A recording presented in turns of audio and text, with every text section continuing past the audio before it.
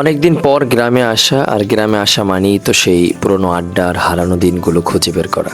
আমার বন্ধু সুজন হুট করেই বলল, চল আমাদের বাসার সামনের গাছটা এবার অনেক গাব পেকেছে। ওর কথা শুনেই মনে পড়ে গেল সেই ছোটবেলার কথা। আমাদের এলাকায় যেগুলোকে আমরা পেচি গাব বলি, এর ভেতরে সেই মিষ্টি আটিটার স্বাদ যেন এখনো জিভে লেগে আছে। কত বছর পর আবার সেই স্বাদ নেওয়ার সুযোগ হলো, তাই আর দেরি করিনি। ওদের বাসায় গিয়ে দেখলাম সত্যি পুরো গাছটা লালচে ফলে ভরে আছে। আমরা আমাদের গ্রাম্য ভাষায় যেটাকে বলি টোক্কা, তো সেই টোক্কা দিয়ে বেশ কিছু গাব পেরে নিলাম। তারপর সেই গাবগুলো নিয়ে আমরা বিস্তীর্ণ সবুজ ক্ষেতের মাঝখানে বসলাম। গাব খেতে খেতে মনে পড়ে যাচ্ছিল সেই দুরন্ত ছোটবেলার কথা, যখন কোনো পিছু টান ছিল না, ছিল শুধু একরাশ আনন্দ। আসলে দিন বদলালেও গ্রামের সেই চিরচেনা রূপ আর বন্ধুদের ভালোবাসা কখনোই বদলায় না। আপনারাও কি ছোটবেলায় এমন পেঁচি গাব খেয়েছেন?